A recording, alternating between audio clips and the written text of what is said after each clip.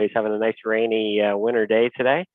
It is February the 22nd at 1 o'clock, and I'll do a roll call and make sure all our mics are working. Councillor Foster. Present. Councillor Van Leeuwen. Present. Councillor McElwain. Present. Councillor Kittredge. Present. Councillor Dunsmore. Here. Councillor McCrae. Here. Okay, and we're all here. Any disclosure of pecuniary interest with anything on the agenda today? Councillor Kittredge?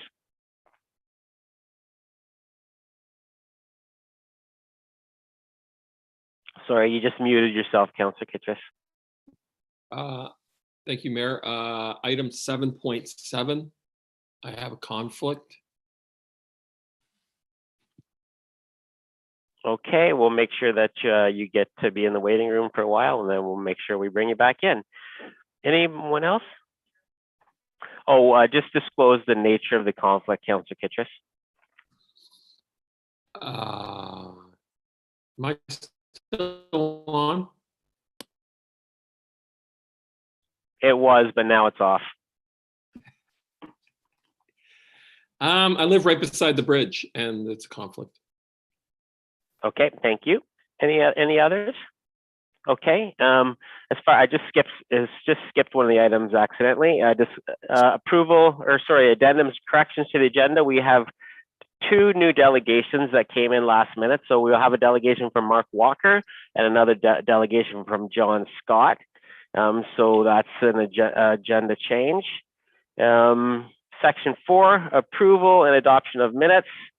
We have a recommendation of the minutes of the committee of the whole meeting held, planning public input meeting, committee of the whole dated January 26, 2022 be adopted as circulated. Can I have a mover for that, please? Our planning meeting, Councillor Dunsmore, second by Councillor McCrae. Any discussion on those minutes? All in favor? And those are carried. No presentations or announcements. We'll move right away to our delegations and make sure that they're here. The first delegation that we have is Mark Walker, and I'll make sure that he's been invited to our meeting, and then I'll give him the opportunity to speak. There he is. Welcome, Mark. Just to let you know, you have 10 minutes for your delegation. You don't have to take the full 10 minutes, but you have 10 minutes of our agenda. Go ahead when you can, Mark. Welcome to Committee of the Whole meeting.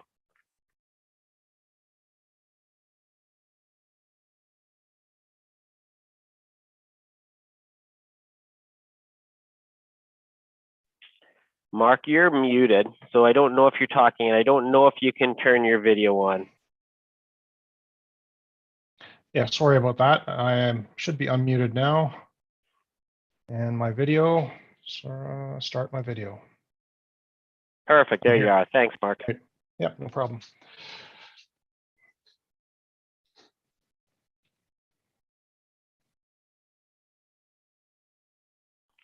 Okay, so you can go ahead and do your delegation, Mark. You have 10 minutes to speak to council, and thanks for being here today. Sure, thanks for having me here. So Mayor Linton, Center Wellington Council, thank you for giving me this opportunity to speak again. As you know, my name's Mark Walker. You might remember me from one of the representatives of the group of citizens that are working to save Middlebrook Bridge. And Stephanie Lyons-Toohill and myself, we spoke on the subject at the October 18th Committee of the Whole. And certainly an outcome of that was very encouraging to have this council vote then in November to at least re-examine the issue, and directed Center Wellington staff to work with Woolwich staff to re-examine the recommended solutions. Since then, I've read the most recent update, the report IS 2022-05, which was received last week. And I can see in there the costs for all of the options have been revised to account for inflation and more recent similar project tenders, I suppose. It's most interesting to see that the updated life cycle costs for alternative 4, which is the rehabilitation of the existing truss bridge for pedestrian use, now has a life cycle cost of 2.2 million. And alternative 7, the other option that we're interested in is removal, but replacement with a pedestrian bridge only has a life cycle cost of 2.1 million. And also of interest is that alternative 7 could be a staged approach. So removal in 2028 and then replacement in 2033 if we did the math right. If the rehab of the existing bridge, so option 4, is expected to be only $100,000 more than the replacement, then we're asking why we can't retain the existing bridge for its heritage and aesthetic value, rather than replacing with a modern, probably nondescript design of some sort.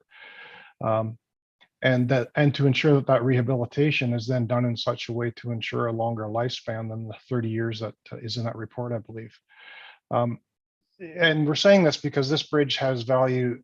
It's a valuable asset, certainly for recreation and active transportation. We have talked a lot about that, and that infrastructure for active transportation, but it's also amongst the last remaining examples of a very unique bridge. Single lane. It's a mouthful, but single lane, single span, pin connected, steel Pratt, camelback, 3-truss bridge. And that value is documented in several databases, including the GRCAs and some North American bridge databases as well. Given that,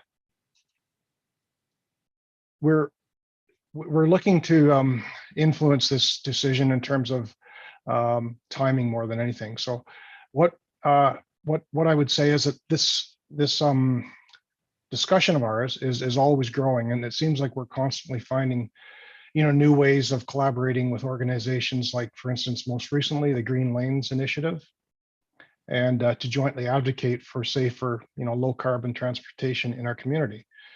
Another example of very recent discussions is with Wellington County, where we highlighted the value and critical nature of this bridge as an improvement to their active transportation routes that they're recommending, which they called that out in the recently completed road master action plan for Wellington County. I think it was just completed last month. The inclusion of the Middlebrook Bridge and connecting Weisenberg Road really would form an integral part of an active transportation route that would be a significant improvement over what they've currently recommended, which is along that portion, at least, runs along 8th line and then across to County Road 21, where they're proposing a wider, I think, 2.5 meter paved shoulder, but it doesn't eliminate the heavy traffic along County Road 21, which is certainly an issue for active transportation as well as recreation. So what we're asking really here today is if on behalf of this citizen group, as well as many others who I know have communicated with this council, is to delay voting to accept the recommendations of this latest report, IS 2022-05, until we're able to engage in further discussions with other governments and organizations to explore possible funding, similar to some of the scenarios I just mentioned, and look for sources, and synergies that could help both of these townships, to do the right thing with this project. And I just wanted to thank you for letting me delegate today and listening. Thanks very much, Mark. And I'll give councillors the opportunity for questions and clarification. I just want to remind council, though, that we will be having fulsome discussion during this report when it comes up to our council agenda. So I don't want to get into a full discussion right now, but if you have any questions or clarification for the delegation, now would be an opportunity. Council?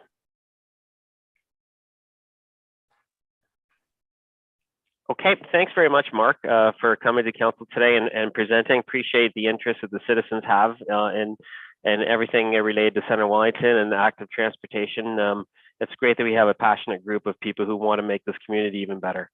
And thanks for coming out, and feel free to stick around for the rest of the session. And I'm going to turn it now over to our second delegation, John Scott. Welcome, John. Hi there. Hi, everyone. Thanks for having me. I'm going to be short. I did email you folks this morning. I'm not sure if you got to it, and I'm going to give you a slightly different perspective and maybe just support one thing Mark said. So Mark was talking about active transportation, which isn't the perspective I'm going to give you, but a lot of the decisions around active transportation was made before the new provincial document came out, the MTO Book 18.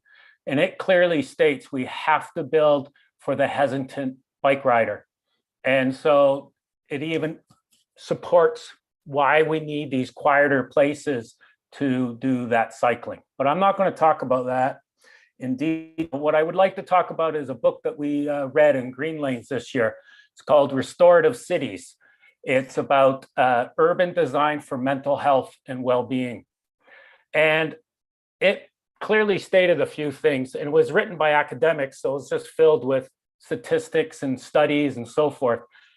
I think what our greatest concern here is, and from a Green Lanes perspective, it's not heritage, not that we're not for it, it's about access. It's truly about access.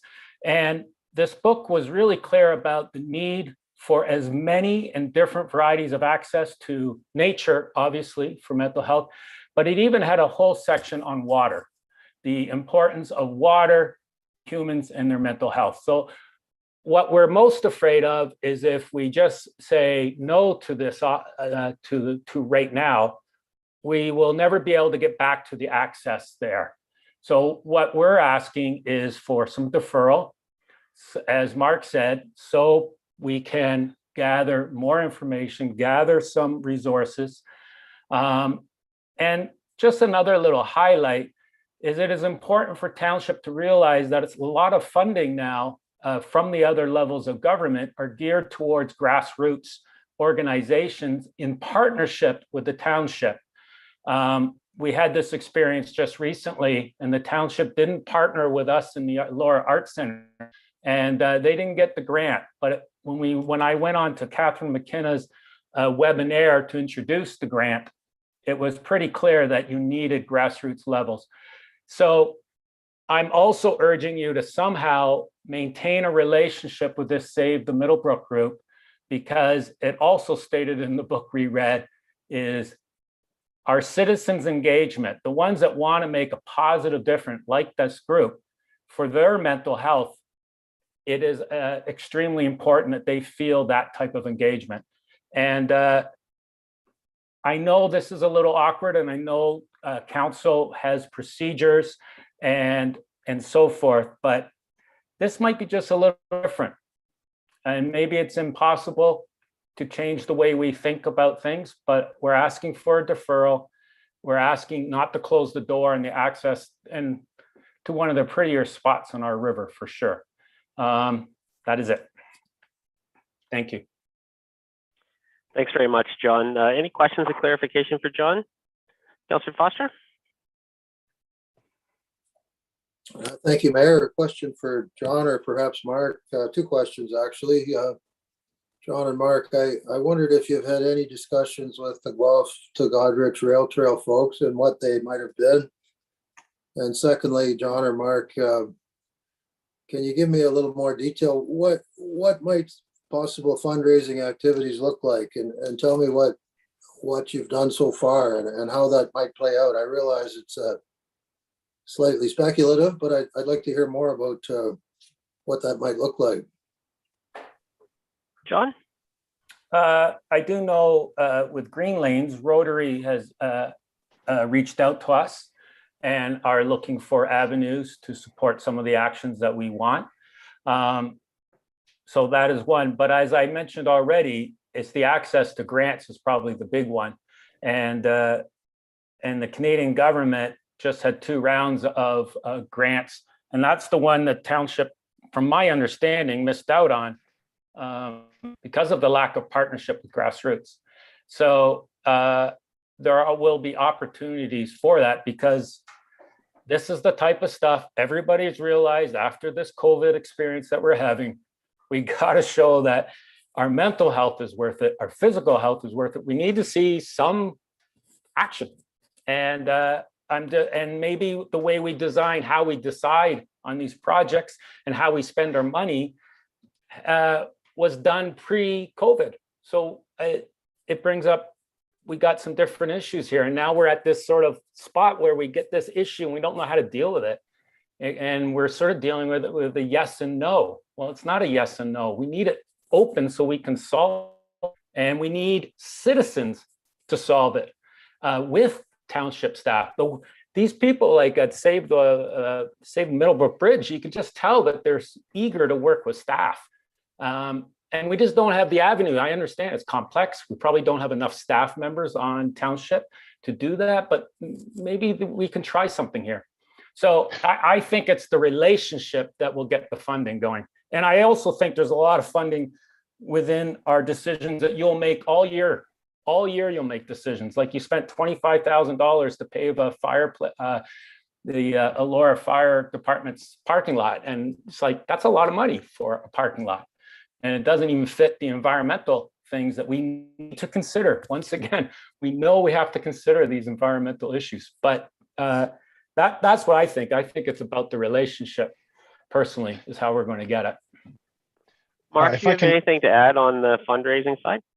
I do, and maybe not so much the fundraising, but I'll speak to Councillor Foster's question about engaging the other associations like Guelph to Goderich. We have had discussions with that organization, Guelph Trailways, as well as several others. I'll say I can't name them off the top of my head, but others that are involved in similar initiatives.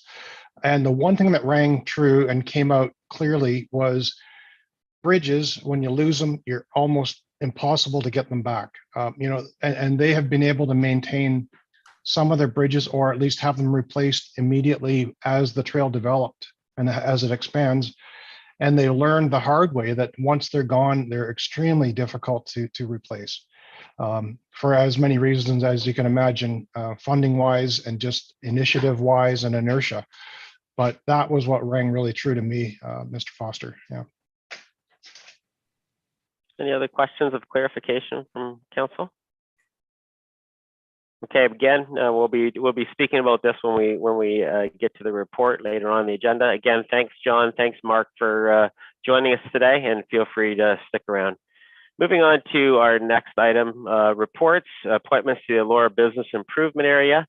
And I have a recommendation of the Council of the Township of Center Wellington, confirm the appointment of the following members to the Board of Management for the Elora Business Improvement Area: McLean Han as Chair, Jefferson Wild as Vice Chair, Fiora Gudo as Treasurer, Deborah Croft, Sabine Mars, Kathy Daltrey, Kathy Bastian, Sarah Salmona, and Sarah McIntyre. And can I get a mover for that, please? Councillor McElwain, and seconded by Councillor McCrae. Any discussion about that? Councillor Foster? Thank you, Mayor. I'd like to ask Councillor McElwain, I believe he's the BIA rep. Kirk, do you have any comments on this list? And in particular, were many people interested in serving on this board, and how were they chosen exactly?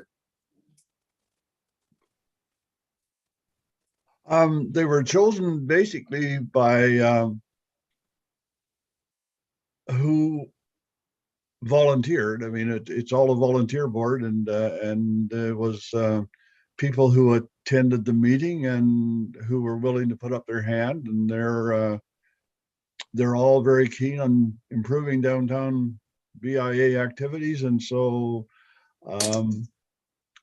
And McLean has been there now for a couple of years as the chair, and and he is continuing in that role. But some of the other members have recently resigned their position, and we need a new member. So these people have volunteered, and looking forward to working with them. Thanks, Councillor McElwain. I forgot the second part of this recommendation, and that bylaw 2015-006 be amended accordingly to reflect a new executive to the Board of Management for the Elora Business Improvement Area pursuant to Section 204(2) of the Municipal Act 2001 as amended. Are you okay, Councillor McElwain and Councillor McCrae, to move and second that with the additional paragraph? Okay, thank you very much. All in favor? And that's carried. Congratulations to all the members of the new Elora BIA executive. A lot of hours, a lot of volunteer hours gets put in there, and we're very, very thankful for all the good work that you do for downtown Elora, and you make a real good partner to the township. Our downtowns have never looked better, and it's largely thanks to our BIAs. Moving on to 7.2, a bylaw to restrict the weight of vehicles passing over certain bridges in the township. We have a report there from Adam Dickieson from Engineering Service, and I will turn things over to you, Adam.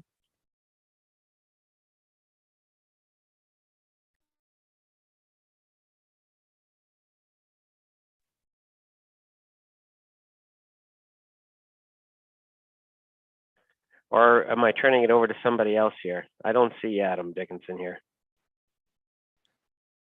Yes, hi, Mayor Linton, Adam Gilmore here. I think Adam is, I see him as in the meeting here. And Adam, can you hear us?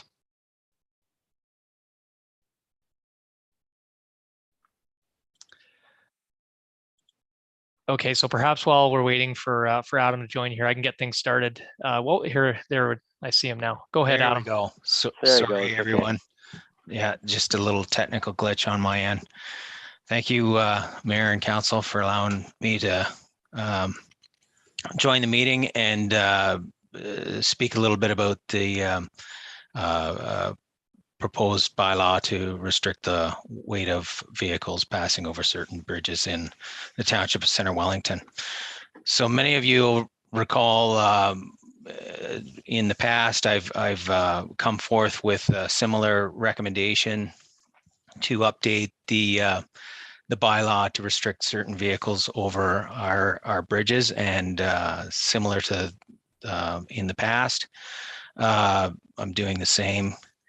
At this time, we have 7 structures, 7 bridges in the Township of Center Wellington that require load restrictions.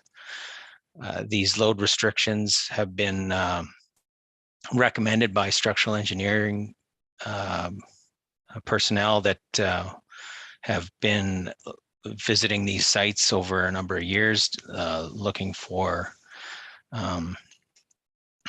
closely at the condition and the load carrying capacity of these bridges in particular, given their overall age and their life, and the fact that they're near their end of life as far as their load carrying capacity is concerned. So as per the Canadian Highway Bridge Design Code, the load restrictions that are imposed on structures have to be revisited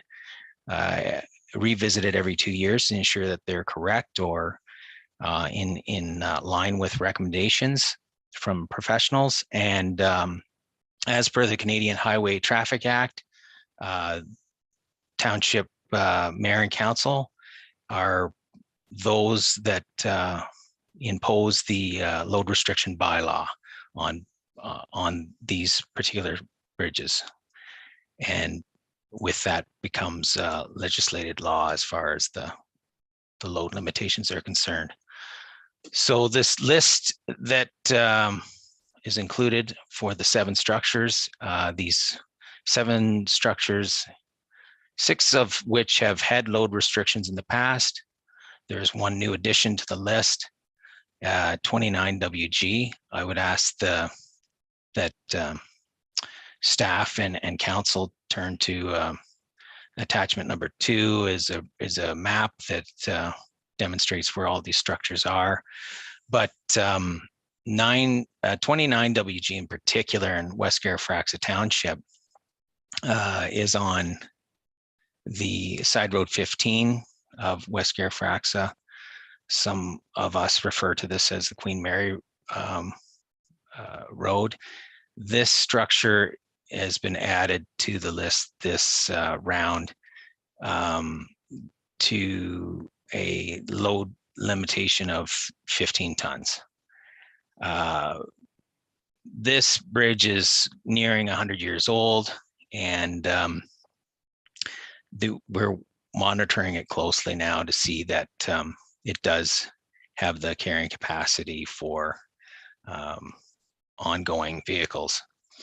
This structure is a bowstring arch bridge, and through the recommendations of the structural engineers that have examined this bridge are suggesting that it may be a good candidate for rehabilitation. So we're going to have a closer look at that opportunity. But the other thing I wanted to point out with this report was the fact that the list of load restricted bridges is getting shorter. And that's not necessarily because we're able to replace as many as we would like, but there have been 3 over the past 2 years that have required to be closed because of their deteriorated state and the fact that there's no more opportunities for rehabilitation for those structures, in that they're so in such a poor state of repair. So with that, I'll ask Mayor and Council if there's any questions or details that I can provide. Thanks very much for that report, Adam, and I'll turn things over to Council for any questions and comments, starting with Councillor McCray.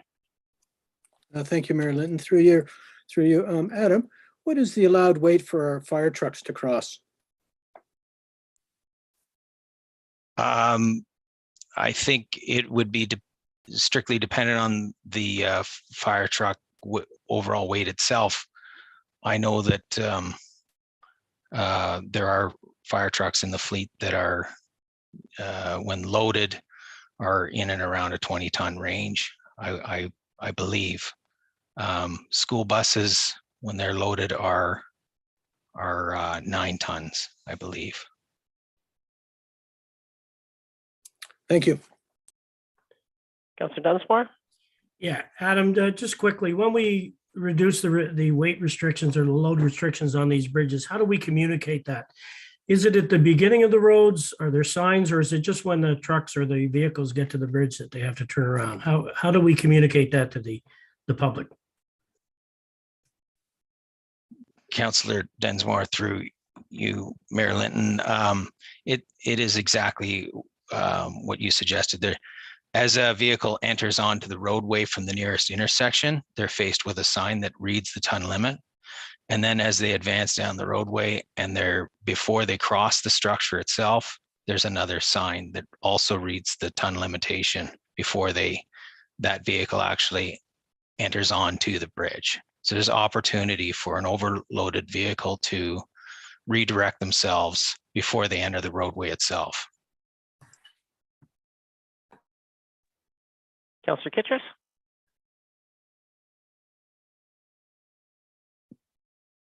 Thank you, Mayor.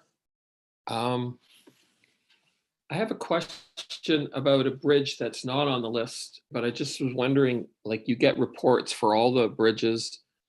But last month we had meetings when the delegation about a bridge crossing.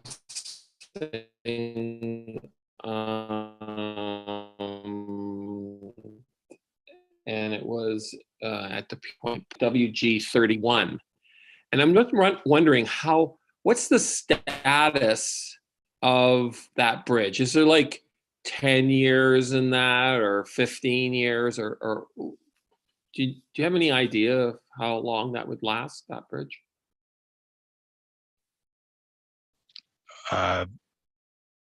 Councillor Kittrus, through you, Mayor Linton, just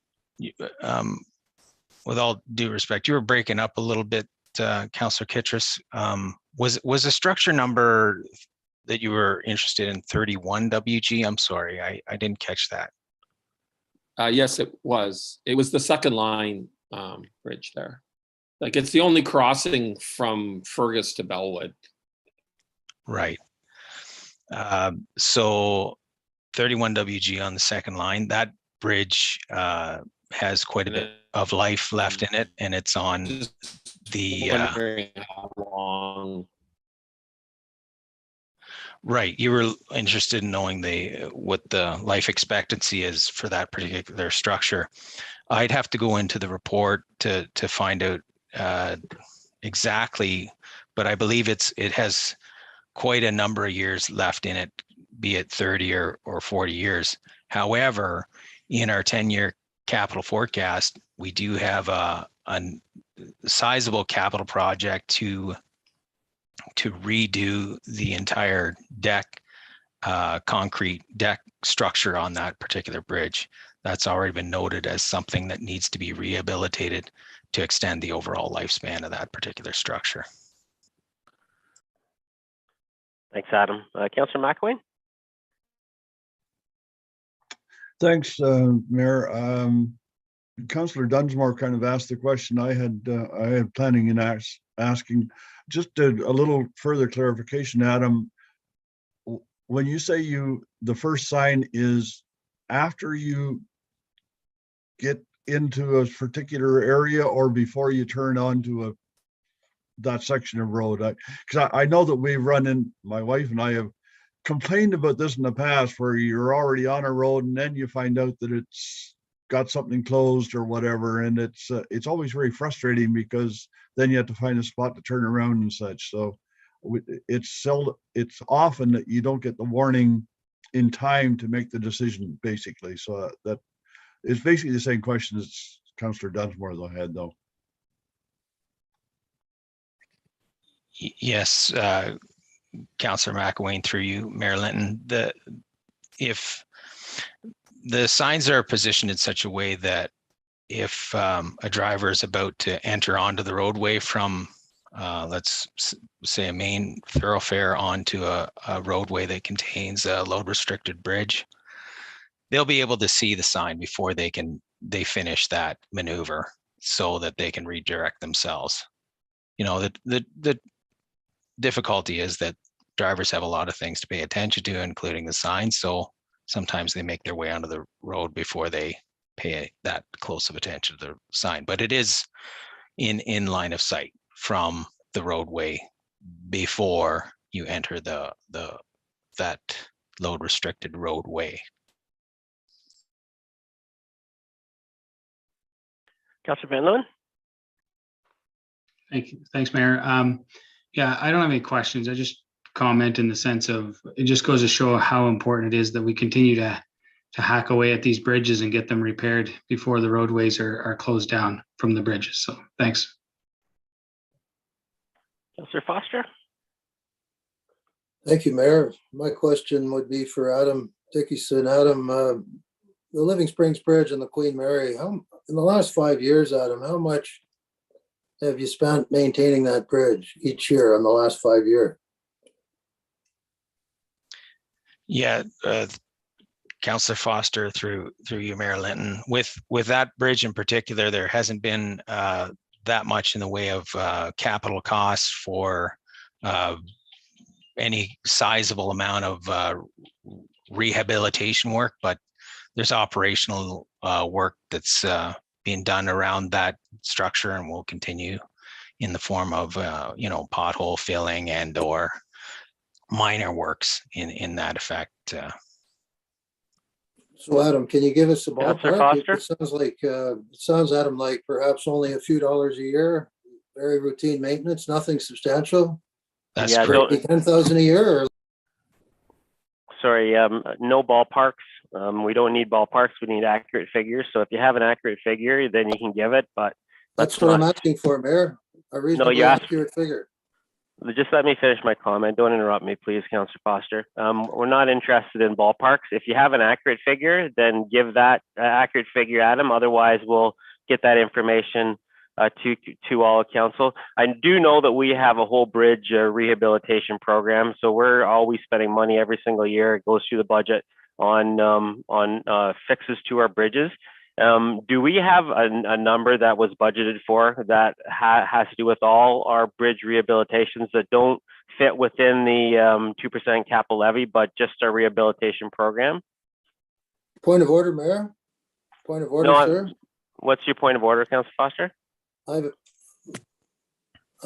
asked a question and I'd just like a straight answer. How much approximately have we spent on the Living Springs Bridge? I haven't gotten an answer yet, and you've superseded my question with your own question. So I'd like an answer, please. Yeah, so Adam, as I mentioned, if you do have an accurate figure, you can provide that. Otherwise, we can get the information back to council. Yes, Mayor Linton, I don't have an accurate figure for rehabilitation work for that particular structure on hand. Councillor Foster, following.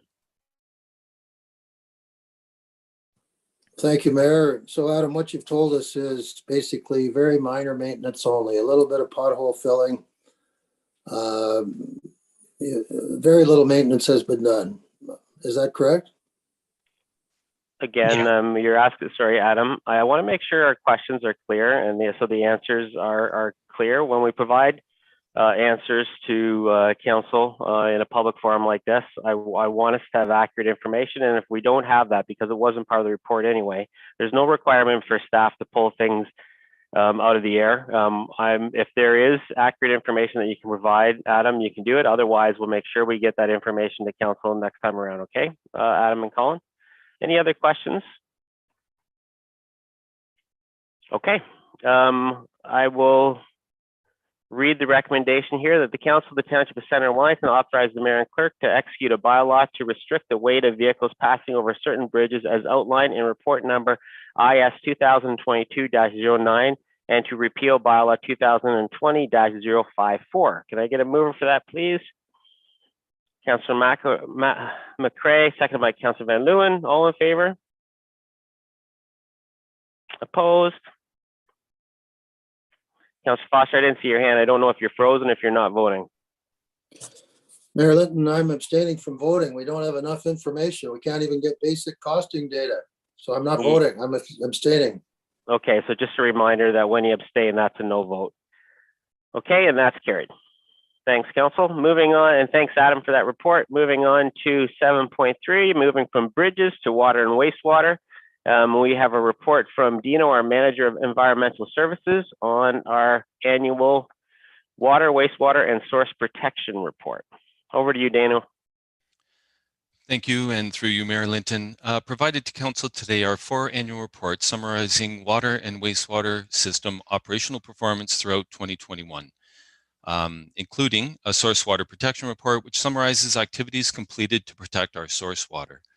These are required through various provincial regulations and allow for information to be provided to Council as owners of the systems. The reports today are as follows. Attachment number 1 is the Drinking Water System Annual Report, which summarizes test results and water quality indicators for the drinking water system. Some highlights and items to note in 2021 include 100% inspection risk rating was assigned through the Ministry of Environment, Conservation and Parks through our drinking water system inspection. This rating indicates that all regulatory requirements have been met and the system is deemed to have no risk of non-compliance. Another highlight is the maintenance expenses. So wells and treatment plant maintenance expenses include well rehabilitation at Fergus Well 1 and Elora Well 3, Gart Shore Tower exterior cleaning, and Fergus Well 7 well pump and packer replacement. Attachment number 2 is the Drinking Water System Summary Report, which provides water quantities taken and compares field values to limits established in our permit to take water. It's worth noting that the township pumped 39% of its approved capacity and 53% of the allowable maximum daily flow volumes. A record high maximum day pumping occurred in June 2021 of last year, 2021. Attachments 3 and 4 are the wastewater treatment plant annual performance reports, which are a requirement through their environmental compliance and approval. These are both for Fergus and Elora plants. Some items to note in the reports include the Fergus wastewater treatment plant experienced 2 bypass events, one in September due to wet weather flows, and a second in December to allow for staff to complete pump repairs to our filters. Maintenance expenses are presented in both reports. The Fergus report includes such items such as the secondary digester cleanout and roof replacement, a number of pump and valve replacements, and improvements to our SCADA system, which is the system used for remote alarming and system operation. Maintenance expenses at the Elora wastewater treatment plant include such items as the replacement of the spent BioRem air filter media, as well as aeration blower replacement, and again, improvements to the SCADA system, which is the remote alarming and operational system that is used. Attachment number 4 is the annual RMO report, or Risk Management Official Report, and municipal report is prepared by Kyle, and he will introduce it. Thank you, Dino. Mayor Linton, members of council, the summary of the 2021 Risk Management Official and Municipal Annual Report for Center Wellington. The report's attached in your package. The highlights: there were new wellhead protection areas for quality that came into effect on February 3rd, 2021. So almost a complete year of implementation in 2021. And these included specific areas to address the increasing chloride trends in wells E3 and F1. The water quantity, the Tier 3 amendments, which we've reported to council about in the past, they were completed and submitted for provincial approval in 2021, and I'm pleased to announce today that they actually came into legal effect just this past Friday on February 18th. So those wellhead protection areas for quantity are now in legal effect to protect the Township of Center Wellington's municipal wells. There's also a record number of development applications, which is in line, of course, with the numbers of building and planning applications that you've been reported on previously. So we had 91 that required source water review, including 29 notices and 11 risk management plans, mostly related to chloride or winter maintenance activities in those specific areas around E3 and F1. There's 229 inspections conducted in the township to ensure compliance with the Clean Water Act and also to verify activities occurring in the wellhead protection area. And last but not least, I'm pleased to announce that we were able to pivot to virtual methods for education and outreach last year. It actually says in 2022, but I meant for 2021, including the first successful virtual Waterloo Wellington Children's Groundwater Festival, which has been in person in the past. In 2021, it was virtually with actually 6,790 students and teachers from 178 schools over 4 days in May, and that actually exceeds the in-person capacity of 5,000. Be pleased to take any questions that council may have. Thank you. Thanks very much, Dino, and thanks very much, Kyle. It's really good to know that we have such expertise when it comes to our water, wastewater, and our source protection here at Center Wellington. Sometimes I think we take it for granted that we have such a good team of experts. So thanks very much. A lot of detail in these reports. Appreciate that you're looking after a very core service for Center Wellington residents. I'll read the recommendation, then I'll turn things over to council for comments and questions. A recommendation that the Council of the Township of Center Wellington receive as information the following 2021 Water, Wastewater, and Source Protection Annual Reports: Township of Center Wellington Drinking Water System Annual Report, Township of Center Wellington Drinking Water System Summary Report, Elora Wastewater Treatment Plant Annual Performance Report, Fergus Wastewater Treatment Plant Annual Performance Report, and the Township of Center Wellington Risk Management Official and Municipal Annual Report. Can I get a mover for that, please? Councillor Dunsmore, seconded by Councillor McCray. Questions, comments from council? Councillor Foster. Thank you, Mayor. Question for Dino. Dino, I was pleased to see Anton's now a level 4 operator. I guess my question is, are we fully compliant with just one level 4 operator? I realize we have Jim Kerr, but are we fully compliant, or do we need 2 level 4s? And if we need to have 2 level 4s, what is our plan to get there with a full-time staffer with 2 level 4s?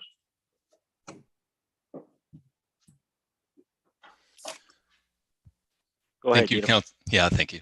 Thank you, Councillor Foster, and through you, Mayor Linton. Yep, we are fully compliant with Anton. We retain Jim as a consultant in the event that we do need to have a backup. That said, we do have a second operator who has achieved his level 3. That level 3 operator can act as an ORO for 180 days.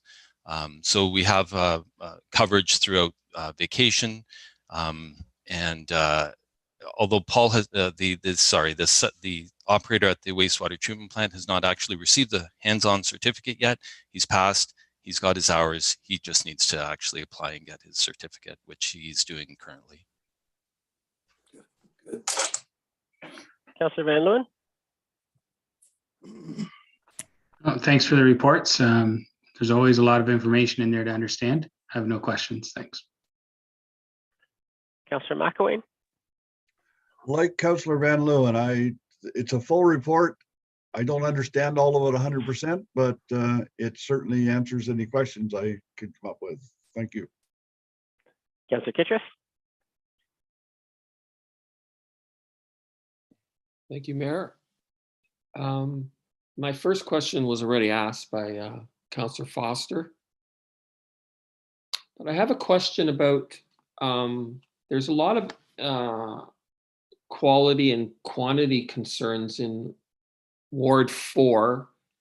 And also in Ward 5, there's some where the new subdivisions, in Ward 3, the new subdivisions at the outer about the pressure and also the quality. And I was just wondering, is there some pumping activity that needs to be done there, or and some filtering in Fergus?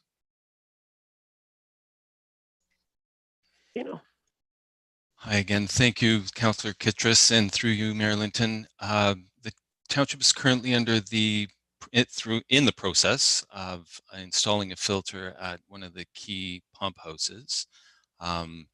We believe that that will address many of the iron-related discolored water concerns that we do receive.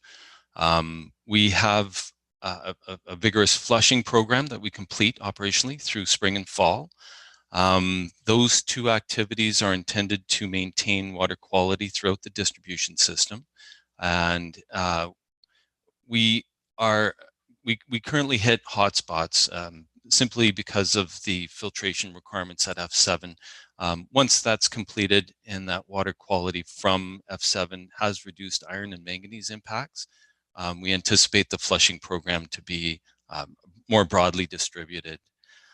In terms of the pressure-related calls, many of these are related to internal plumbing. A lot of homes are now built with plastic plumbing. A lot of them have second floor utilities such as washers and dryers. And it's all elevation related. The improvements, and Colin might be able to jump in here, but there is a servicing master plan that may help identify some of these locations.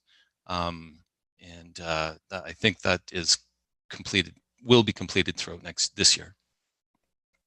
Colin, do you want to add anything to that? Yeah. Thanks, Mayor Linton. Through you, just to clarify this, I believe Councillor Kittredge is referring to a figure in the next item in the agenda in 7.4.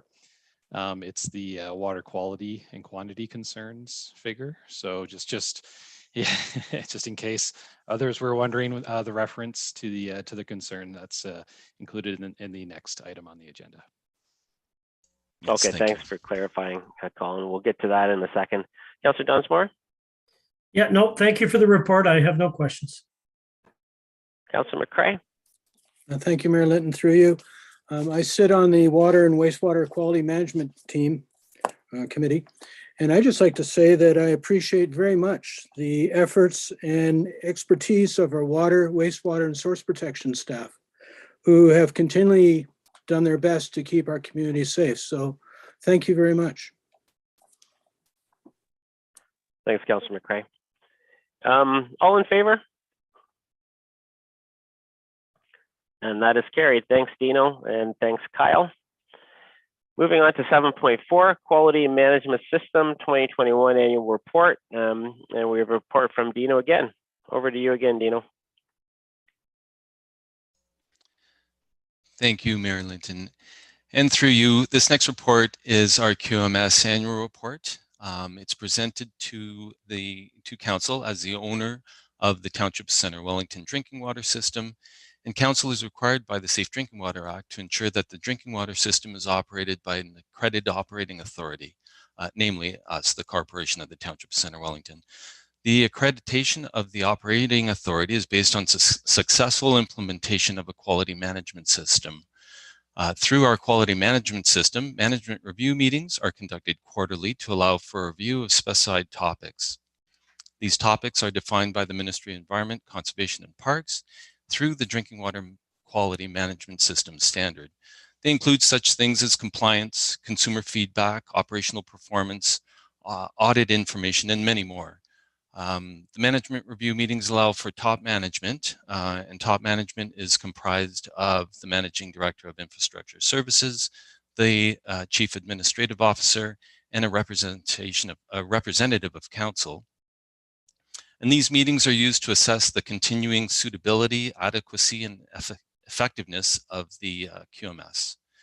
The attached Quality Management System 2021 Annual Management Review Report is presented as requested by top management and with content as defined by the Ministry of Environment, Conservation and Parks. These are meant to enhance and add to our quarterly minutes, the quarterly management review minutes that are presented to Council quarterly, and provide an annual snapshot of operational performance as well as our QMS performance. Thank you, and willing to take any questions you may have now. Thanks very much again, Dino. I'll read the recommendation, then turn it to Council. The recommendation of the Council of the Township of Center Wellington receive for information the Quality Management System 2021 Annual Management Review Report. Can I get a mover for that, please? Councillor McCray, seconded by Councillor Dunsmore. Questions from Council. Councillor McCray. Thank you, Mayor Linton. Through you, I don't really have any questions except Dino, excellent report. It's the next best thing to actually having sat through all those committee meetings. So thank you, very informative. Councillor Dunsmore. No, I agree with Ian. A great report, and I'm glad I didn't have to sit through those meetings. Councillor Kittredge. I'm fine, thank you. Okay. Councillor McElwain. No questions, thank you. Councillor Van Leeuwen. No questions. Councillor Foster. Thank you, Mayor. Dino, can you basically assure us that we won't have a walkers in here in Center Wellington? Are you that confident that we won't? I sure hope so. Councillor Foster, and through you, Mayor Linton, our operational staff is second to none. Having seen many throughout the province, the professionalism and the knowledge and responsibility that our operators have are very, very commendable. I mean, I don't think you could ever give a 100% guarantee, but a 100% guarantee is about as close as I would give. Absolutely, sir. We would not have anything of that nature here. You're here, Dino. It's good. Great. Thanks, Dino, and pass on thanks to your whole team for always making sure that Center Wellington residents never have to worry about the quality and quantity of their water. So thanks, appreciate your reports today. All in favor? And that's carried. Thanks, Dino. Moving on to 7.5 maintenance agreement update for roads and rights of way, and I'll turn things over to our manager of public works, John Gaddye. Welcome, John.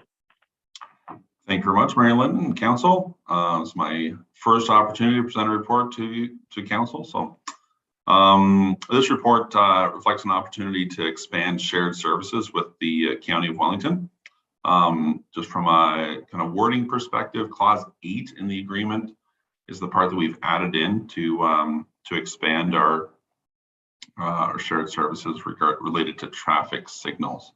So it says traffic signals will be maintained by the county with cost sharing as specified in Schedule 5. This will include both inspections required under minimum maintenance standards, as well as responding to any defects that are found either through the inspections or in between the inspections. So, and Schedule 5 is really just a list of the traffic signals that are that were previously. They're still, the ownership doesn't change and the cost responsibility doesn't change, but the Schedule 5 is a list of traffic signals that the township was responsible for maintaining directly. So under this updated agreement, we're kind of formalizing what we've done from time to time in calling county staff to assist us, and this will this allows a more streamlined process in maintaining traffic signals so that all calls related to traffic signals go directly to the county they will respond either with their own staff or a contractor as required. We've typically been using the same contractor as the county anyways, so it really will be a seamless transition in that way. So if you have any questions, I'd be happy to answer them. Thanks very much, John. I know that the majority of residents really don't recognize the difference between a county road and a town road. So when there's work that has to be done, they don't know there's different colored trucks that do it. But I know it takes a lot of collaboration and working together and behind the scenes. So thanks for sharing your report today. I'll get the recommendation out there, then I'll turn things over to council. For recommendation, the Council of the Township of Center Wellington authorized the mayor and clerk to execute an updated maintenance agreement between the County of Wellington and the Township of Center Wellington as outlined in report number IS 2022-10 dated February 22nd, 2022. Mover for that, please. Councillor McElwain, second by Councillor Dunsmore. Over to council. Councillor Foster. No questions. Thank you. Councillor Van Leeuwen. No questions. Thank you. Councillor McElwain. No questions. Thank you. Councillor Kittredge. I don't have any questions, but I want to thank John for the report. It was a good report. Thanks. Councillor Dunsmore. Yep, same thing, John. Thanks for the report. It's your first report. It was very thorough, so I appreciate that. Councillor McCray. Through you, Mayor Linton. Thank you, John. Excellent report and well done on your first chatting before council. Thank you, Mayor and Council. It was our mistake, John. We should have had fireworks or something. I mean, we're on a digital platform. There's no reason why we couldn't have had fireworks for your first report here. We'll do better for the next person that comes on here with their first report. Thanks, John. All in favor? And that is carried. Moving on to 7.6, temporary access agreement for servicing for 961 St. David Street North in Fergus. And I will turn things over to our asset management and capital project manager, Stephanie. Welcome, Stephanie. Thank you, Mayor Linton. And I think Adam Gilmore is just going to share his screen to show the map. That's great. Is everyone else seeing the map up on the screen? Yep, everything's good. Okay, wonderful. So to give you some background on this project, last year in 2021, the township engaged the contractor Network Sewer and Water Main to do the construction of the extension of water main and sanitary sewer north along Highway 6 and then cutting across underneath Highway 6 with 2 trenchless tunnel crossings, one for the water main, one for the sewer, then running further up north, up Highway 6, and then going east along Side Road 18 to basically complete that loop and join in on Side Road 18 to the existing water and sewer there, and to join into the where the water and sewer had extended north along Highway 6. So that work went well last year. Network has essentially completed the majority of that, and they obtained substantial completion in December of 2021. Now, recognizing that that work was done in the MTO road allowance along Highway 6, we had gotten a MTO encroachment permit from the MTO for the construction of the water main and sanitary sewer. And that was received from the MTO in 2021. Part of the work that was proposed, the developers and owners of the property at 961 St. David Street, which you can see there just outlined in red on the left of the map. So 961 St. David Street wanted to get servicing run to their property from the east side of Highway 6, where the servicing lines are installed, and to have them come under Highway 6 with 2 additional trenchless underground tunnel crossings to bring those water and sanitary services over to the property at 961. And you can see that the blue dashed line is the water, the yellow dashed line is the sanitary sewer, and they're labeled there as proposed servicing alignment. So in order to be allowed to construct those tunnel crossings to 961, we also needed an MTO, an amended MTO encroachment permit to enable us to proceed with that work. We did apply for the MTO amended permit, but unfortunately we were not able to get that from the MTO in 2021. We are still actually in the process of working with the MTO in order to receive that amended encroachment permit. And the indications are good that we should be able to have that amended permit in time this year to allow for the construction of the water and sewer trenchless tunnels over to service 961, that construction tender should be able to proceed this year and have construction completed for that this year as well. So, but as you can see, the construction of the proposed servicing alignment starts out on the east side of Highway 6 on the property at 968 St. David Street North. So in order to have the construction go ahead, which is basically right on the property at 968, we have proceeded with getting a temporary access agreement with the property owner of 968 St. David Street North. And so that is the agreement that we bring forwards to you today for council authorization in order for the mayor and clerk to be able to execute the agreement.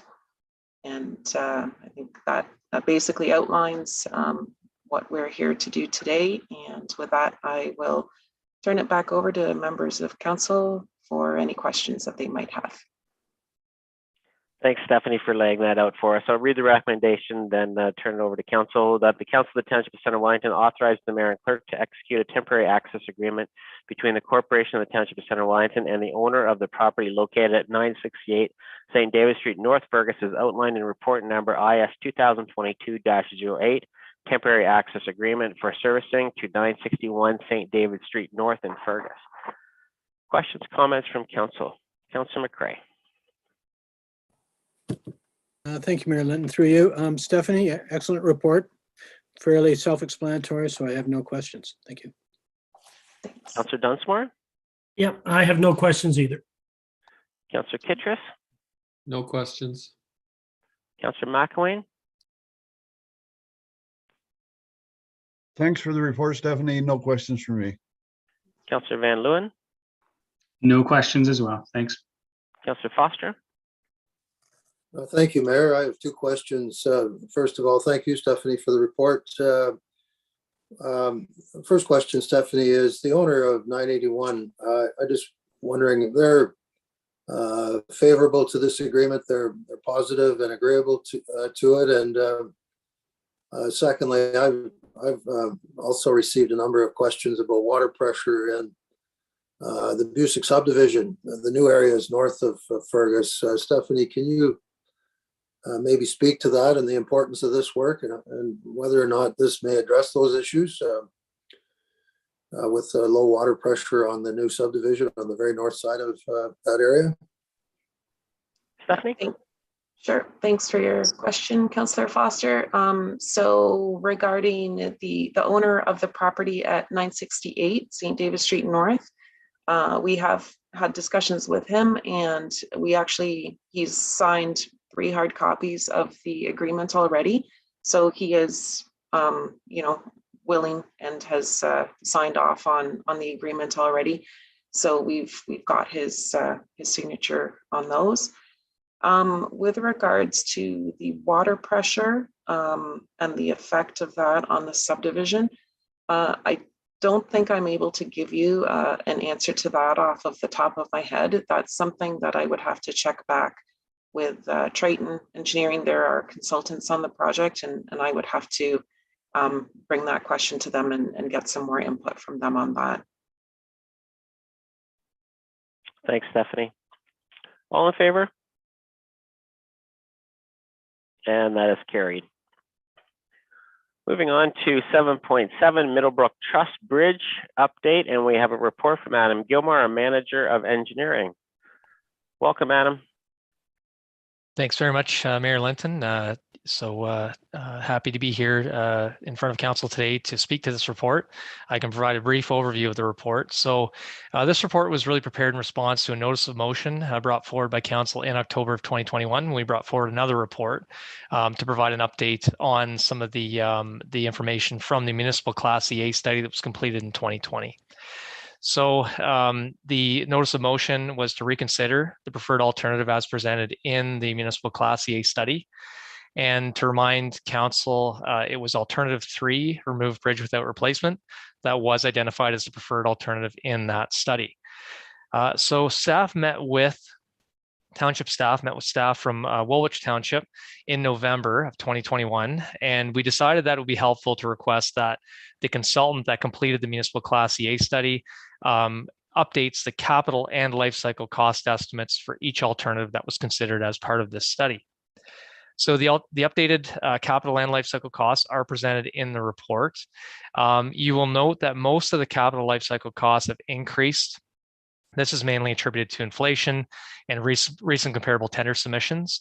I just want to note that one cost, and this might be a bit counterintuitive, one cost did actually decrease, and this was the life cycle cost for alternative 2, close the bridge permanently.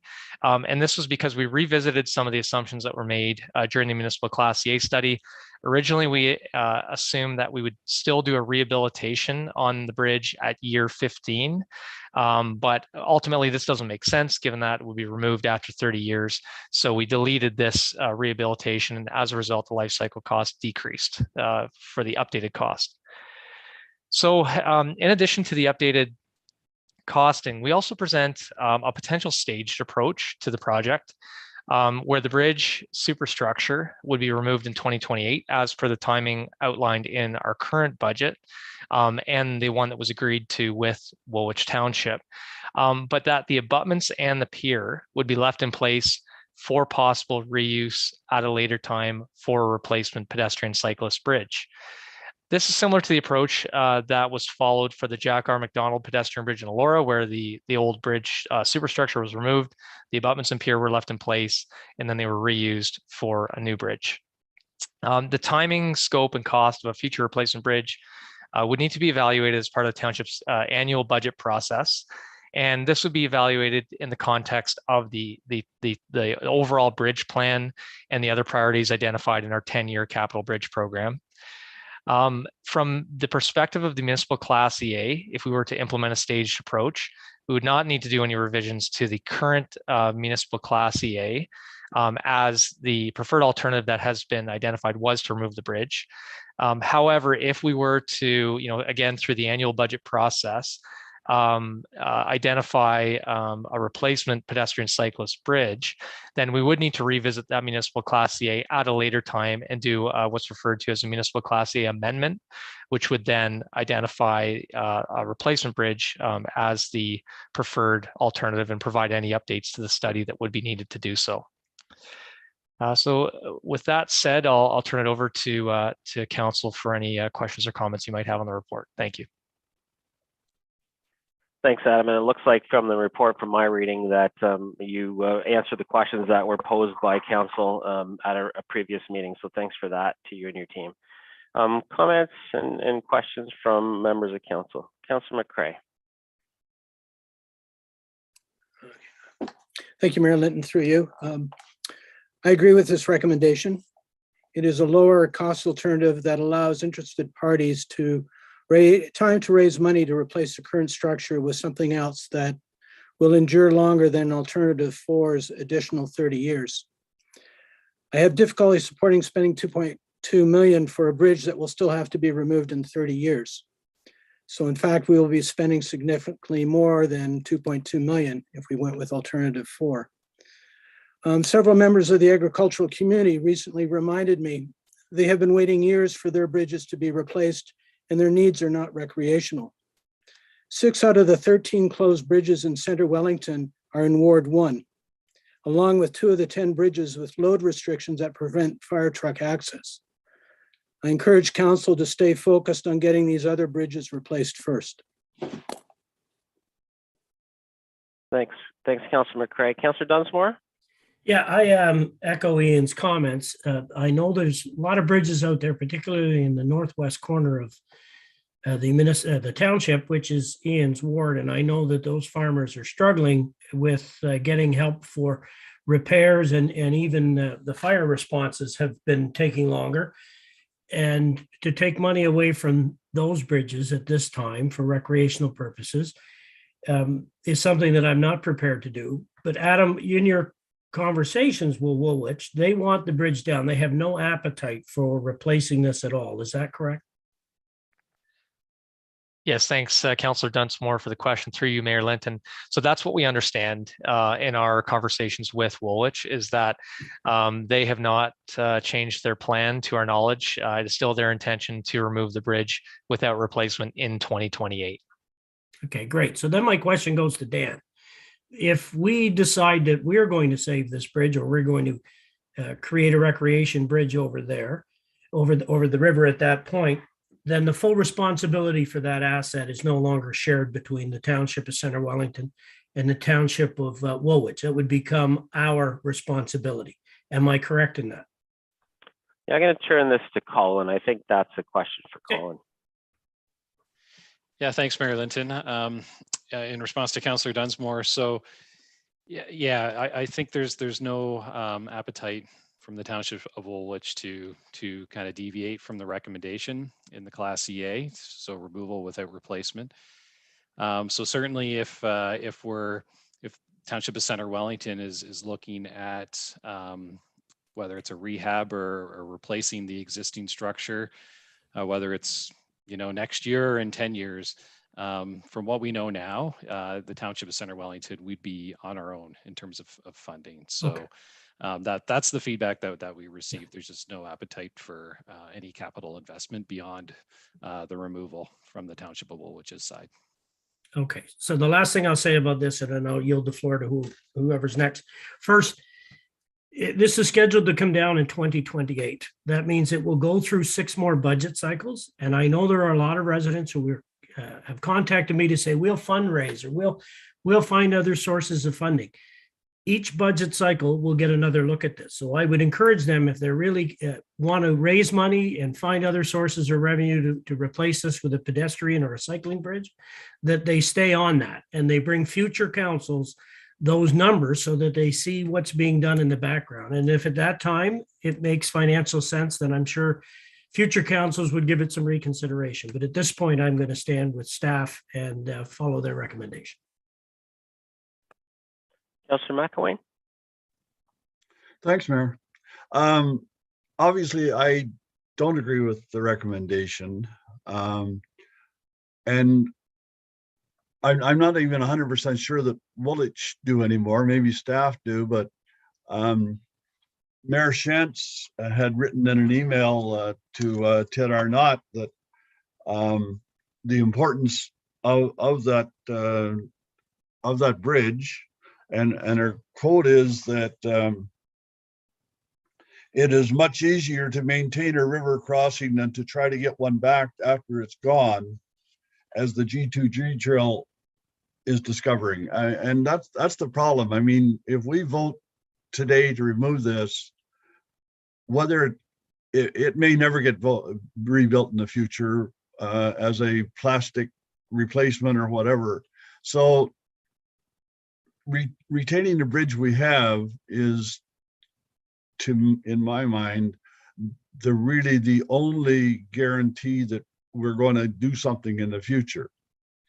And so I really am against demolishing it now or at any time in the future. I do have a question for Adam. In the original MCA from Woolwich and your presentation as well, there was no mention of demolishing the bridge after 30 years. It was continuing with maintenance after maintenance in 30 years and giving a 50-year life cycle. And that now it's a different story. So it's not the same as it was. And So I think that we're, you know, we're struggling trying to find a way to justify ripping it down by cutting down the lifespan of the bridge, and because it was never at the public meeting, it was never presented as being ripped out in 30 years. It was being presented as in 30 years time we had to do another rehabilitation, which has brought up the price to I think it was 1.6 million at that point. Now it's 2.2, but it wasn't ripping down the bridge, it was rehabilitating it again. So that part of it, I think the active transportation piece of it has been addressed very well by our delegates earlier and by all of the emails we've got. I think we also have to consider the heritage piece of it. And this is something that currently our heritage conservation, our heritage committee has just recently formed a bridge subcommittee, because the committee has seen that the heritage of bridges is not being considered properly when decisions are being made. We get presented with a matrix after the whole decision has been made by infrastructure, and then heritage gets to pipe up and say, well, me too, or whatever. But you know, we're destroying bridges, and the heritage committee recognizes that that's not what we should be doing. It's a heritage asset. It should be no different than having a heritage house. It's not something we fix it up for and then rip it down in 30 years. We budget for a life cycle of supporting that heritage house.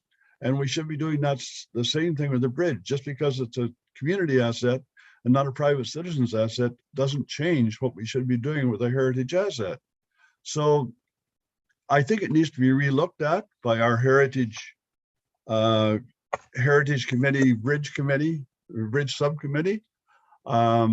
And I think we need to do more work as far as the active transportation piece. I notice on the at the end of each report, we always put a little reference to our strategy, and so that the reference talks about rebuilding bridges and roads and stuff like that. There's no reference there to the fact that we're supposed to also be supporting a heritage in our community. There's no reference in that to support our commitment to it's active transportation specifically in this case, but we're supposed to be supporting activities in the community as well as part of our strategic plan. And all of these should be addressed, not just the road and bridge. So at the very least, we should be deferring this decision, because as soon as the decision gets made today, it's made. I mean, that the decision is made to destroy it. And I don't think we're ready for that yet. I think there's a lot of work that needs to be done. And Councillor Dunsmore was absolutely right. I hope citizens continue to come forward with any funding alternatives. We've already recommended, and I sent a message to staff to asking about the what's it called, this there is that Michael Chong's office advised going to for the Active Transportation Strategy Fund. That's built exactly for this type of thing. And have we applied for it yet? I don't think so. And I as I say, I sent a message to staff. I haven't got any response back, but we have that. We also have other funds out there from the various levels of government. So to make a decision today to say, yes, we're going to follow this demolition strategy is premature. We need to defer any decision until there is time for citizens. Council just had 3 months of active work and hired a consultant, and the citizens got 5 days to respond to it. And that's not enough. We need time for the citizens that are interested in this and staff to work together to try to come up with a solution that satisfies everybody. Thank you. Thanks, Councillor McEwen. I'm going to ask Dan to comment on the decision that is being asked to be made today versus our ongoing budget process. Dan? Thank you, Mayor Linton. Just to clarify what was said, I think partially through Councillor Dunsmore and partially through Colin, the decision on what's being done on this bridge will be discussed each year as part of the budget process. So what we decide to do today will be brought up again when we do the 2023 budget, and then again with the 2024 budget, and so on. And during each of those budget processes, further discussions will be had with the Township of Woolwich. And the timing will be aligned and the scope of work will be aligned with the Township of Woolwich on an annual basis. So I wouldn't say that making a decision today is the final decision on this project. It's something that will be brought up in annual budget processes until a final decision is made closer to the date we're doing an actual removal or some other scope of work. Councillor McEwen, follow on.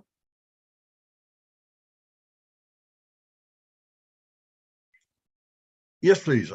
We had to go through a whole reconsideration process in November because the decision was made to destroy the bridge. Do we have to go through a reconsideration process each year that we want to discuss it during the budget process? I mean, after the decision is made that that is our plan, then that is our plan. It doesn't come up again when we make a decision in council that this is what our forward plan is. We don't go back and reconsider it every year during budget process. We don't do it with bridges that are planned in the future, et cetera, et cetera. And so I don't think that's a workable solution to suggest that it's going to be done every year during budget process. Just a clarification on the reconsideration, it will be a new council. The next budget goes around, so there's no need to reconsider it. New council might have different strategic priorities, might have different things to bring to the table. So it won't have to go through that reconsideration process that we went through because it was the same council last time. Councillor Van Loon? Thanks, Mayor. Yeah, I think the most difficult part about this entire decision is that we need to spend money to essentially have nothing, the removal of the bridge, which is, it's a very difficult position. The more, I can definitely see the value in saying, give this group more time to find a different action item or a different idea. But at this point, it appears that no matter what happens, the cheaper process it will be to remove the existing structure and to move forward with that idea. But I love the idea that there's time. And this says to a group, get going, get into action. You have time to get moving. And the reconsideration process will be coming from the grassroots, meaning it will be a group of members of the community coming with an idea and saying, this is what we've come up with, here's where we want to go, and that will trigger the reconsideration. Versus the budget process, it'll just continue to go until that committee or new opportunity comes forward to trigger that reconsideration. So I'm okay to support this today, and I really do actually hope that reconsideration is triggered by some type of new idea. But spending money on removing a bridge, I think this time might just be the best spot. Thanks. Councillor Foster. Thanks, Mayor. I believe we, as a council, we have to decide whether we're going to conserve or destroy our heritage, including our heritage on the river. And I'm not in favor of option 3. I see that it costs $720,000 in the report to remove the bridge. As a capital cost for $1.1 million, we could rehabilitate the bridge. That to me makes far more sense. I also have to question the validity of the $2.2 million Lifecycle costing figure as the present value of 30 years of maintenance. and I've observed this in the past, we spend little to nothing maintaining our bridges each year. That's partly why we're in the trouble we're in with bridges. We've heard about the Queen Mary Bridge today. All we do is patch the potholes and the most basic of items. And when I look at the annuity mathematics, the present value of that future stream of 30 years of maintenance and the life cycle cost, I see the discount rates of 6 and 8% have been used. What that means is, folks, is a 2.2 million present value at 6%. That's $132,000 a year in maintenance. That's the present value of those annual repairs. And I do not see that we'll be doing anywhere near that amount in terms of annual maintenance. And therefore, how can we possibly conclude with any certainty that the life cycle costs are 2.2 million? As far as I can tell, those mathematics are flawed based on the actions I see us take in maintaining our other bridges. I think we should try to rehabilitate this bridge. It's going to cost us $720 to pull it out, or $1.1 million to fix it up for cycling use. That to me makes perfect sense. And finally, if we're going to try to estimate the costs of maintaining the bridge over a 30-year period, also the report calls them the life cycle cost, then we also need to include the mathematics of the benefit. And there's clear benefit to the users of this trail. There's clear benefit for recreation. If we're gonna go into that kind of detail on costing, which I believe is inaccurate, then we also need to add in something for the value that we're going to receive by rehabilitation. Therefore, I'm in favor of option 4, and I'm not in favor of option 3. I too would like to see us either defer this, or it's difficult for me to support it. I'd like to see the community groups see also what they could do to perhaps secure funding to make this a recreational bridge. I'm also perplexed at the idea that if we make this decision today, that we'll have the ability to revisit it each budget year. If that's the case, then why are we even making this decision today? It's not to be removed till 2028. It has no urgency if we're not removing it till 2028. So it makes sense to defer it on that basis alone, let alone the heritage value of the bridge. So with all of the foregoing, I can't support option 3. I'm in favor of option 4, and I agree wholeheartedly with Councillor McElwain.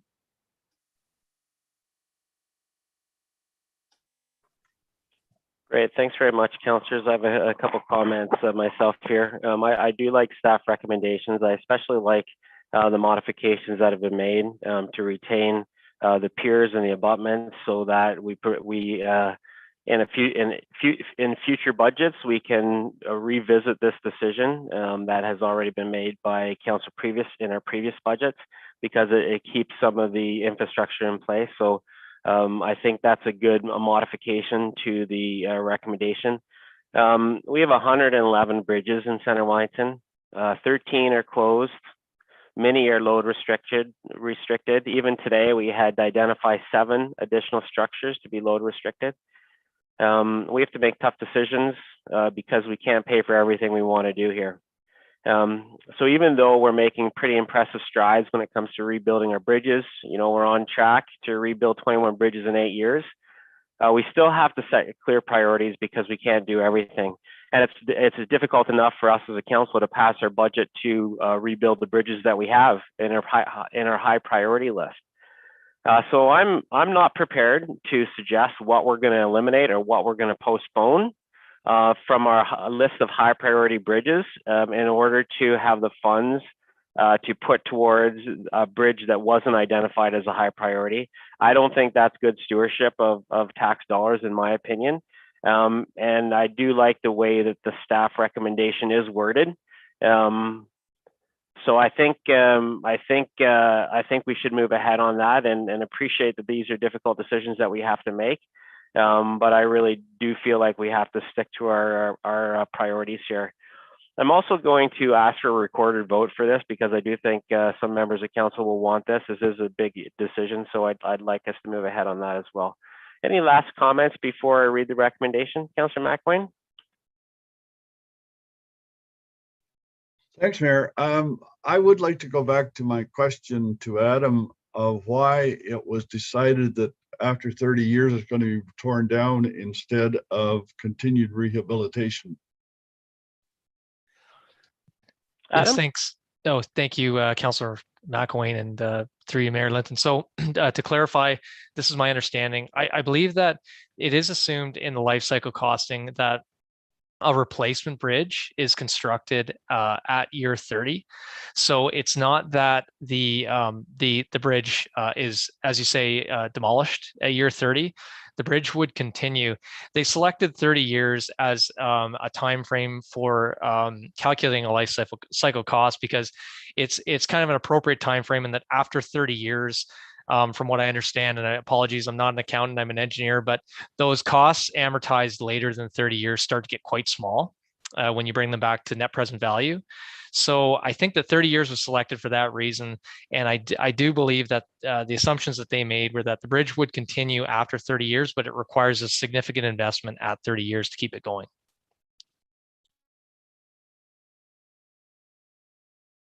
Thanks for that, Adam. Councillor, follow on, Councillor McElwain. Yes, please. Thanks, Mayor. So just to clarify then, Adam, it is not being proposed that it be demolished after 30 years, but further investment required, and that, which is exactly what was presented at the public meeting, and what so the heritage value of that bridge would remain after 30 years. It just needs more investment, basically, and that's understood. And so I just think I still don't understand why we can't defer this decision, given that we have 5 years before it's scheduled to be demolished, instead of making a decision today that says it is scheduled for demolition in 2028. I think if it's going to be reviewed every year during budget process, then when we get to the budget where we need to include it, the 3-year capital budget, then a decision has to be made. But we don't have to make a decision today. And so I really honestly think this decision needs to be deferred, because as soon as we say we're going to do that, and then we're going to destroy it or demolish it in 2028 and build a new something in 5 years later, or 10 years later, or 15 years later, or whenever somebody feels that it's important, we've lost the heritage. And the heritage value is a large part of the value, and it is a heritage asset of the township, and we should be trying to retain it. And we're destroying all of our heritage bridges right now, and that's and this is one that our new bridge subcommittee and the heritage committee can influence. And they've missed an awful lot that have been destroyed over the last 3 or 4 years, and this is one that they would love to have an opportunity to discuss. Thank you. Any other comments, questions? Councillor Foster? Thank you, Mayor. Adam Gilmore, I am an accountant, and what that 2.2 million figure tells us is that's the present value of 30 years of repairs and maintenance on this bridge at approximately 150,000 a year. Our practice has been that we don't spend that kind of money. There's a number of bridges where we've spent negligible dollars on maintaining a bridge. The only conclusion we can draw is that 2.2 million figure is not an accurate figure. What we know is that removing this bridge will cost 720,000, and we can maintain it for $1.1 million. Those are the figures that are important for this decision. We've done nothing in terms of including the heritage value in our figures. And I can't support this recommendation. We're turning our back on our heritage and our heritage bridges. Councillor McElwain has made some excellent points. There's no reason to take this decision today. I'd like to make a motion that we defer this decision so that the community groups have a chance to investigate funding opportunities. Motion made. Okay, so we have a couple hands up, so I'm not going to get a seconder for that yet because we have a couple hands. The other thing is I'm hearing a lot of discussion about our lack of maintenance on our current bridges, and that's not accurate at all. So I would like to ask Dan if he can find any information in our budget with real numbers that talk about how much money the township spends on an annual basis to continue to maintain and upgrade our bridges outside of our 2% bridge rebuilding program. And if he can do that, I'll let him do that. Otherwise, he can provide information after this meeting to council. So over to Dan. Thank you, Mayor Linton. Yeah, just scanning through our bridge-related life cycle costs in the 2022 budget. So we do have $32 million worth of capital in the 10-year program for bridges and major culverts, which is quite significant and partially due to the dedicated capital levy. That 32 million is able to be shown as funded within the 10-year forecast. We have 1.25 million in general bridge repairs and remediation over the 10-year forecast. There's an additional 1.2 million in specific bridge rehabs in the first 5 years of the forecast. And we have ongoing operation and maintenance costs in our operating budget of between $100,000 and $200,000 a year. So we put significant dollars into our bridges and culverts each and every year, and it's identified in our 2022 budget. Thanks, Dan. Councillor McCray? Well, thank you, Marilyn. I'd just like to, there's been some comments made. I'd just like to clarify some. I live next to a heritage bridge that's been restored, and I see that it gets periodic maintenance. Typically every year there's something going on to maintain it. The other thing I see is I watch the dump truck that has to turn around because it can't go over. I watch the road grader that has to turn around because it can't go over. I watched 4 fire trucks today race out. Fortunately, their emergency call was just before the bridge. Otherwise, they wouldn't be able to go over. One of the things we have to consider about whether or not we're restoring heritage bridges is, are we maintaining the use for which they originally intended? And in today's needs, they're not. So, and from an environmental protection aspect, consider the amount of additional gas, wear and tear in vehicles as they have to turn around and bypass that bridge and come in from the other side to continue their garbage collections, continue snow plowing. Like, we really have to consider more than just, oh yeah, it's a heritage bridge, we need to save it. There's more consideration that has to be thought of.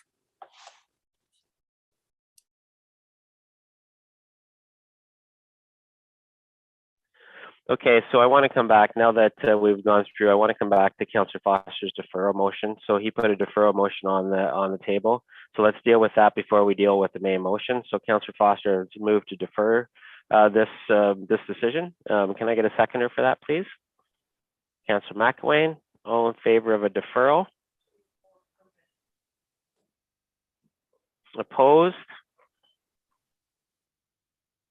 Okay, so now I'm going to go back to the main motion and I'll read that out and get that on the floor. That the Council of the Township of Center Wellington reaffirms alternative number 3, remove bridge without replacement as the preferred alternative for the Middlebrook Trust Bridge Municipal Class Environmental Assessment, and that Council directs staff to work with the Township of Woolwich to facilitate the removal of the Middlebrook Trust Bridge superstructure while maintaining the existing bridge abutments and center pier in place for possible reuse at a later time as outlined in report number IS 2022-05. Mover for that, please. Councillor McCray, seconded by Councillor Dunsmore. Any last comments about that from Council? Councillor McElwain. Thank you. Yes, I have a comment that I think also should be important to our council, and that is that Woolwich Council has already identified the importance of preserving heritage bridges of this very type and retaining it as an active transportation corridor, because they've done that. They've already agreed to do that to the Winterbourne Bridge, which is a twin to this one.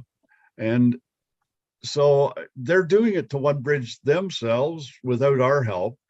This one, they're willing to put some money into it. We're willing to, if we were willing to put some money into it, we could preserve a bridge and add to the active transportation network as well. And so I think it's important to know that Woolwich have already decided on one bridge. I mean, it isn't like they're against it. It's just that they've already funded one bridge and they can't afford a second one right now. And so deferring this decision would have been the right idea if people had agreed to it. But agreeing to demolish it is just wrong for so many reasons. Councillor Foster, anything new? Thank you, Mayor. Dan, you mentioned, I believe, a $30 million, that's a capital number, Dan, and we've got $1.2 million, I believe you said, for the maintenance of our fleet of bridges. Was I correct? And did I hear you correctly? Dan? Thanks, Mayor Linton. So just to clarify, I was looking at total life cycle costs. So I included capital and operating. 32 million is identified in our capital 10-year forecast. Included in that is 1.2 million in specific rehab and 1.25 million in generic repairs and remediation. And then I mentioned 100 to 200,000 in operating costs for operations and maintenance of our bridges and culverts. But then the point is, that's for our entire fleet of bridges. That's for 104 bridges, not just one. So it's further demonstrating how the $2.2 million figure for one bridge is inaccurate. There's no way, Dan, you know annuity mathematics. There's no way we're spending $100.5 per bridge per year for 30 years. That's not possible. Therefore, that 2.2 is not accurate. Okay, so there's no council meetings that aren't for staff and councillors to get in debates here. I've provided, Councillor Foster, don't interrupt me. Don't interrupt me. I provided an opportunity for Dan to provide some budget numbers because of the assumptions that were being made by yourself, Councillor Foster, that we weren't maintaining our bridges. You said it several times, and I didn't want that to be what sticks in people's mind when we think about bridges and the amount of taxpayers' dollars that go into keeping them in good shape year over year. And so that's why I allowed Dan the opportunity to provide our budget numbers. There's nothing else that we need to talk about. It's not really part of the agenda, and I don't hear anything net new coming out of the discussion right now. So I will turn things over to the vote, and after that, we'll do a recorded vote. All in favor of the recommendation? Opposed? And that's carried, and I'll let our clerk go through the recorded vote process. Through you, Councillor Van Leeuwen. Yes. Councillor Foster. Council is the perfect place to debate things, Mayor. No. Yeah. Councillor McElwain. No. Councillor McRae. Yes. Councillor Dunsmore. Yes. And Mayor Linton. Yes. It does carry. So I want to be clear, based on that last outburst, that I think council is the perfect place for councillors to debate with each other. Our procedures bylaw very clearly lays out that council is not the place for councillors and staff to debate each other. And so our staff provided their data. It was very defensible and understandable, and it was for council to have a debate among ourselves. So there's nothing else that we have to discuss on that topic. Okay, moving on to section 8, information items. There's 4 information items there. Minutes for the Economic Development Task Force. Oh, just a sec. We got to make sure that we have Councillor Kittredge back. Let's just wait a second until I see Councillor Kittredge back.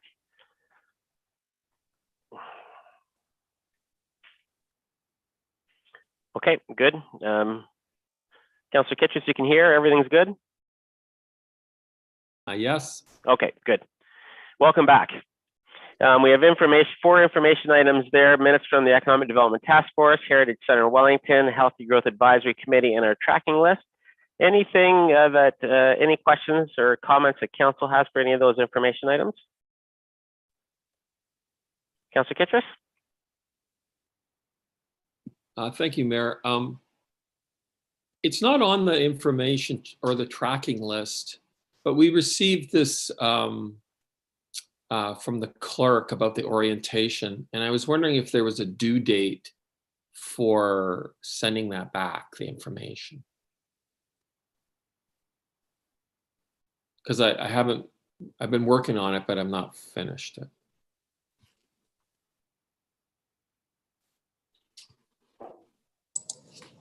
Through you, Mayor Linton, believe Councillor Kittredge is speaking to my email with respect to feedback that we have solicited members of council for the orientation program that we'll be setting up for the new council. So does the end of March seem reasonable, Councillor Kittredge? That sounds great. Okay, thank you. Okay, last item that we have on the agenda is adjournment. Can I have a mover, please? Councillor Kittredge, seconded by Councillor Dunsmore. All in favor?